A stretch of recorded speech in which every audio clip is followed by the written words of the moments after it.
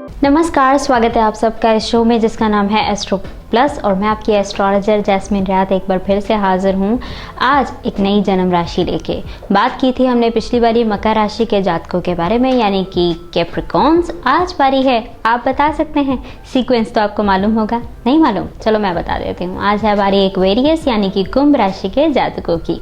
तो जो लोगों का जन्म राशि एक्वेरियस है तो उनके पर्सनल कैरेक्टरिस्टिक्स, उनके ट्रेड्स एज वेल एज उनके जो लकी एलिमेंट्स हैं, क्या चीज़ें उनके लिए अच्छी हैं, क्या बुरी हैं, उनका नेचर कैसा होता है, किन लोगों के साथ उनकी बनती है यानी कि कंपैटिबल साइंस, किन लोगों के साथ नहीं बनती है यानी कि incompatible science, as well as myth यानी कि जो चीज़ें उनके प्रति चलती चलाई हैं और हम उस पर बिलीव करते आ रहे हैं उनका खंडन यानी कि जिसको बोलते हैं मिथ, कि जो चीज़ चली चलाई आ रही है और हम उस पर ऐसे ही बिलीव करते जा रहे हैं जो सच नहीं है, तो वो आपका वहम भी मिटाया जाएगा पंजाब प्लस टीवी चैनल पे। बस देखते रहिए ये शो जिसका नाम है एस्ट्रो प्लस, और दूसरा शो भी देखना ना भूलें जिसका नाम है एस्ट्रो वीज़ा।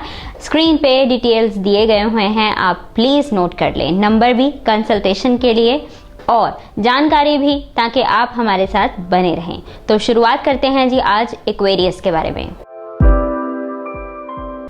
ध्यान रखें, जब भी मैं आपसे बात कहूं कि आज एक्वेरियस राशि के बारे में जानकारी है या आज मकर राशि के बारे में जानकारी है एटसेट्रा एटसेट्रा, तो उसका मतलब ये है कि हम जन्म राशि आधारित है। जन्म राशि डिस्कस कर रहे हैं हम, यानी कि आपके जन्म का स्थान, आपके जन्म की तिथि, आपका वो शुभ नाम जो सब लेते हैं और आपके जन्म का स्थान। 4 चीज़ों से जो बनती है राशि, इसको जन्म राशि बोलते हैं। जो आप अंदर से हैं, आपका मन जो है वो जन्म राशि पे आधारित होता है। और जैसे आप लोगों को दिखाई देते हैं, आपका पर्सनालिटी ट्रेट लोगों पे कैसा पड़ता है, इंप्रेशन कैसा पड़ता है, वो है आपका लगन राशि। तो जिन लोगों की लगन राशि एक्वेरियस है वो आज उनके लिए ये महत्वपूर्ण है जानना कि लोगों पे आपका इंप्रेशन जैसा मैं आपको बताने वाली हूँ वैसा पड़ेगा, और जन्म राशि जिनकी है आप महसूस वैसा करते हैं जैसा आज मैं आपको बताने वाली हूँ। चलो बता ही देती हूँ आज मैं बताने क्या वाली हूँ। एक्वेरियस राशि के बारे में शुरुआत करते हैं। एक्वेरियस राशि काफी एक्सक्लूसिव राशि है। जो चीजें एक्वेरियस यानी कि कुंभ राशि के जातकों में पाई जाती हैं वो आपको कहीं भी नहीं और मिलती। थोड़ी बहुत ही चीज़ें आपको महसूस हो सकती हैं कि ओके इस राशि में भी ये सेम है, लेकिन एक्वेरियस कुंभ राशि वाले काफ़ी एक्सक्लूसिव पाए जाते हैं। फॉर एग्जाम्पल ये बहुत एडवांस होते हैं। एडवांस सिर्फ वहाँ तक सीमित नहीं होता। जब आप एस्ट्रोलॉजी में तो हम इन चीज़ों का खंडन करते हैं, लेकिन अगर आपकी ज़िंदगी में ऐसी चीज़ें शामिल हैं जैसे कि बाहर जाना या फिर अल्कोहल लेना या फिर पार्टी लाइक क्रिएचर्स, कई लोग होते हैं ज़्यादा डिस्कोज में जाना, एस्ट्रोलॉजी में तो इन चीज़ों का खंडन है क्योंकि इससे आपका वीनस जो है वो ख़राब हो जाता है अगर आप इन चीज़ों की लत लगा लेते हैं। लेकिन वैसे अगर मैं बात कर रही हूँ, अगर एक्वेरियस की बात करें तो एक्वेरियस एक ऐसी राशि है जो इन चीज़ों में एडवांसमेंट नहीं मांगती।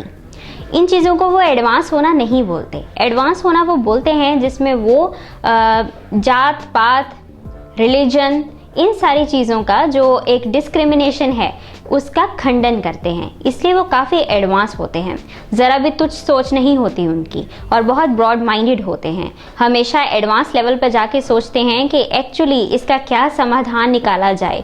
और ये ऐसे लोग होते हैं जिनके पास अगर आप आगे बढ़ने की चीज़ें डिस्कस करते हैं तो ये आपको कभी भी ड्रैग डाउन नहीं करेंगे कि अच्छा नहीं, अच्छा महसूस नहीं होता, लोग क्या कहेंगे, ये चीज़ें तो माशरे में बहुत ज़्यादा लोग इसको अवॉइड करेंगे। ऐसी चीज़ें आप इनके मुंह से कभी भी सुनाई नहीं देते। तो काफ़ी एडवांस होते हैं। तो ये चीज़ जो है ये सिर्फ आपको एक्वेरियस या कुंभ राशि के जातकों में भी पाई जाएगी। जो बाकी राशि वाले हैं वो आपका बैलेंस बना सकते हैं, डिपेंड करता है उनके संस्कार कैसे हैं, लोग उनका बिहेव कैसा रहा है, कैसी लाइफ रही है। लेकिन जो एक्वेरियस है ये जन्म से ही आपको ऐसे मिलेंगे। जैसे ही किसी एक्वेरियस राशि वाले का जन्म हुआ वो आपको बहुत ब्रॉड माइंडेड मिलेगा। और ब्रॉड माइंडेड सिर्फ इसलिए नहीं कि सिर्फ पार्टी क्रिएचर है या फिर वो बहुत ज़्यादा डिस्को या बार्स में जा रहा है, इसमें नहीं। जिसको सही सोच बोलते हैं, सही ब्रॉड माइंडेडिटी, जिसमें विमेन एम्पावरमेंट आता है, औरतों का सहायता करनी, आगे बढ़ने के लिए लोगों की सहायता करनी, सोशल सर्विस में अपना इंटरेस्ट जगाना ताकि आप दूसरों को लिफ्ट अप कर सकें, ये सभी चीज़ें करते हैं एक्वेरियस राशि।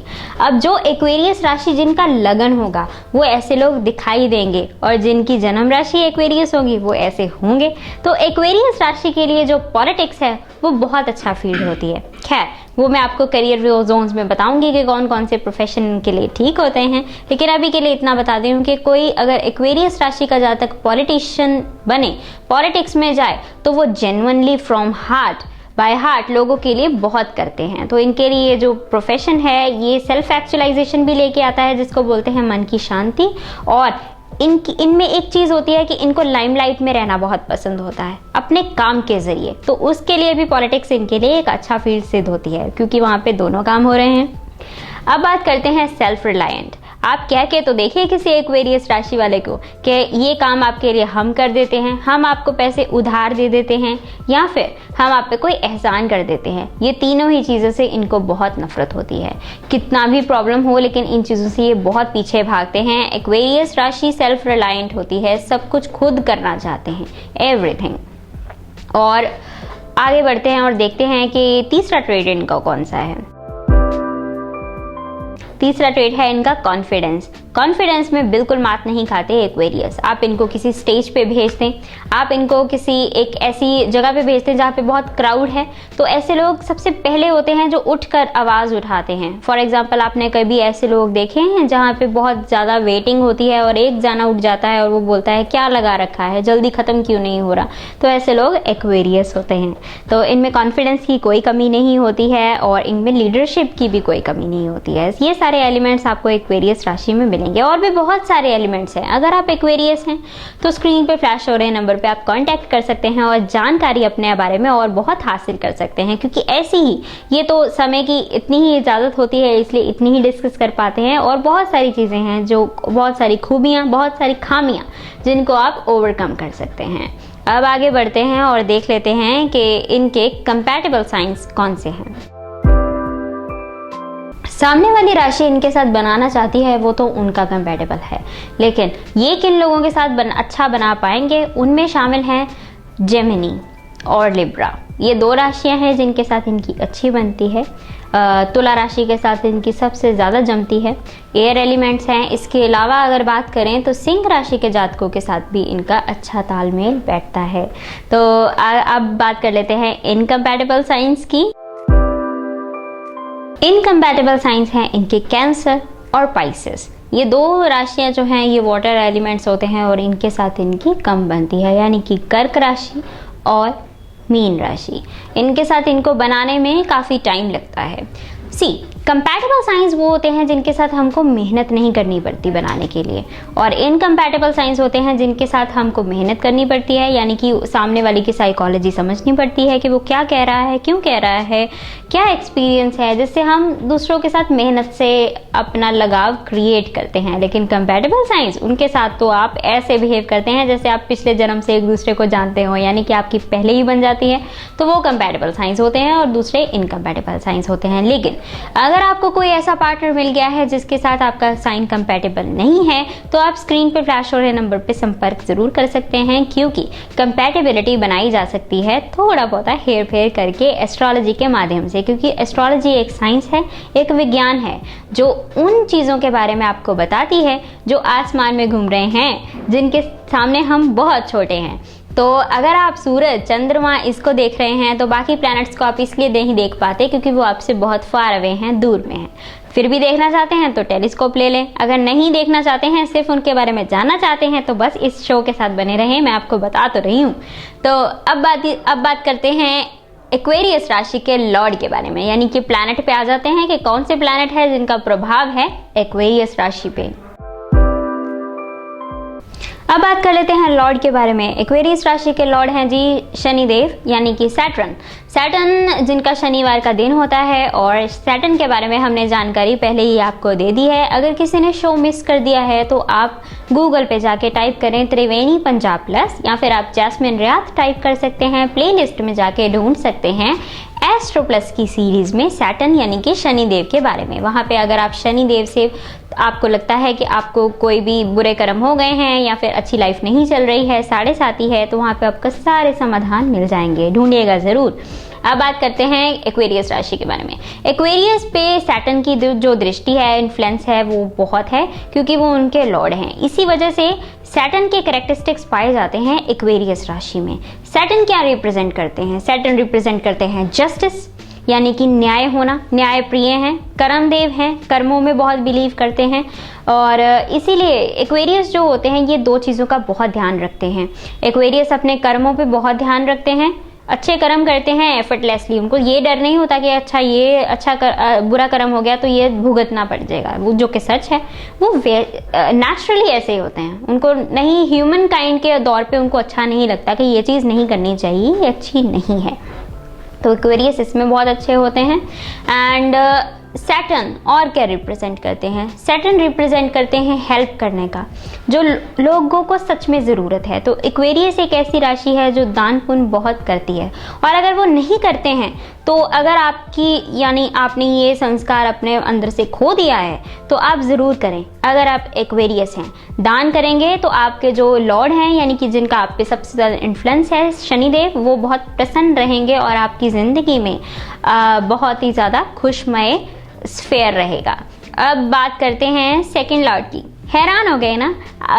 सेकंड लॉर्ड मैंने इसलिए बोला क्योंकि बहुत कम लोगों को पता है कि एक और लॉर्ड हैं जिनका इन्फ्लुएंस है एक्वेरियस राशि पे, जिनको आप भूल ही जाते हैं, जिनका नाम है यूरानस। साइंस में पढ़ा था ना आपने उनके बारे में। यूरानस, जी हाँ, एक ऐसे प्लैनेट हैं जिनको प्रजापति भी कहा जाता है।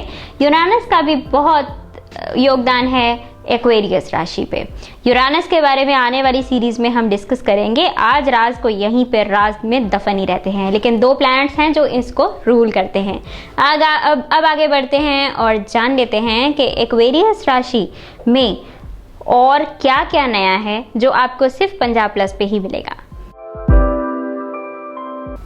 अब बात कर लेते हैं एक मिथ के बारे में। मिथ आज मैं लकी एलिमेंट से ही लेके आई हूँ। एक्वेरियस के बारे में मैंने हमेशा सुना है, किसी भी की एस्ट्रोलॉजर से ही सुना है। बहुत सारे लोग जो ज्योतिष के बारे में जानते हैं, लोग उनसे आके पूछते हैं एक्वेरियस हैं, तो वो सामने वाले बोलते हैं नीला रंग पहनिए, आपके लिए बड़ा लकी है। आप भी ऐसा मानते हैं? सिर्फ राशि के आधारित पे अगर आपने ये जान लिया, सबसे पहले वो आपको नीला रंग क्यों बोलते हैं? इसलिए बोलते हैं क्योंकि आप पे शनिदेव की दृष्टि है। वो सोचते हैं कि आपके शनि लॉर्ड हैं तो आप पे जो नीला रंग है वो काफ़ी अच्छा रहेगा। गलत वो भी नहीं है, लेकिन उसके लिए पहले आपको शनि की सारी शर्तें भी तो पूरी करनी होंगी। अगर आप नॉन अल्कोहलिक हैं, अगर आप प्योरली वेजिटेरियन हैं, अगर आप किसी का भी दिल नहीं दुखाते, अगर आपके इन शॉर्ट सारे कर्म अच्छे हैं तो आप बेधड़क होकर नीला रंग ऐसे ही पहन लीजिए।